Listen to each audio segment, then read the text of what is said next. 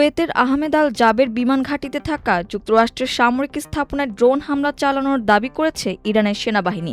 যুক্তরাষ্ট্রের সাম্প্রতিক হামলার জবাব হিসেবেই এই অভিযান চালানো হয়েছে বলে জানিয়েছে তেহরান। ইরানের আধা সরকারি বার্তা সংস্থা তাসনিমে প্রকাশিত এক বিবৃতিতে সেনাবাহিনী জানায়, কুয়েতের আহমেদ আল জাবের বিমান ঘাঁটিতে থাকা যুক্তরাষ্ট্রের কৌশলগত সামরিক স্থাপনাগুলো লক্ষ্য করে ড্রোন হামলা চালানো হয়েছে। বিবৃতিতে বলা হয়, হামলায় বিমান ঘাঁটির হ্যাঙ্গার, স্যাটেলাইট যোগাযোগ ব্যবস্থা এবং সামরিক সরঞ্জাম সংরক্ষণাগারকে লক্ষ্যবস্তু করা হয়। ইরানের দাবি, সম্প্রতি কেশম দ্বীপে একটি আবাসিক বাড়িতে যুক্তরাষ্ট্রের হামলার প্রতিশোধ হিসেবে এই অভিযান পরিচালনা করা হয়েছে।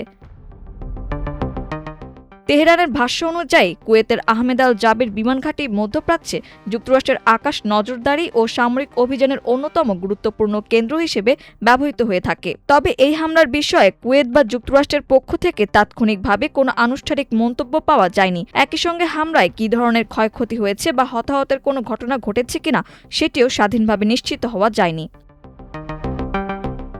এর আগে যুক্তরাষ্ট্রের ৩টি অত্যাধুনিক F-35 লাইটনিং II স্টেলথ যুদ্ধবিমান ধ্বংসের দাবি করেছে ইরানের ইসলামিক রেভলিউশনারি গার্ড কর্পস বা IRGC। বাহিনীটির দাবি, জর্ডানের আল আজরাক বিমান ঘাঁটিতে ব্যালিস্টিক ক্ষেপণাস্ত্র হামলা চালিয়ে ৩টি F-35 ধ্বংস এবং আরও ৩টি ক্ষতিগ্রস্ত করা হয়েছে।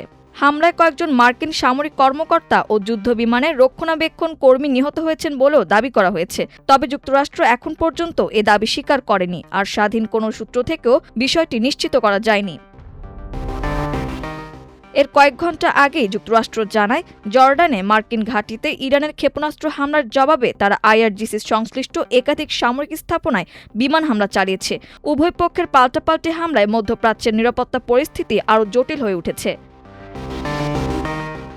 F-35 লাইটনিং II বিশ্বের সবচেয়ে আধুনিক স্টেলথ যুদ্ধবিমানগুলোর একটি। রাডারের সহজে ধরা না পড়া, শক্তিশালী আকাশ প্রতিরক্ষা ভেদ করে অভিযান চালানো, একই সঙ্গে লক্ষ্য শনাক্ত, অনুসরণ এবং নির্ভুল হামলা চালানোর সক্ষমতার জন্য এটি বিশেষভাবে পরিচিত।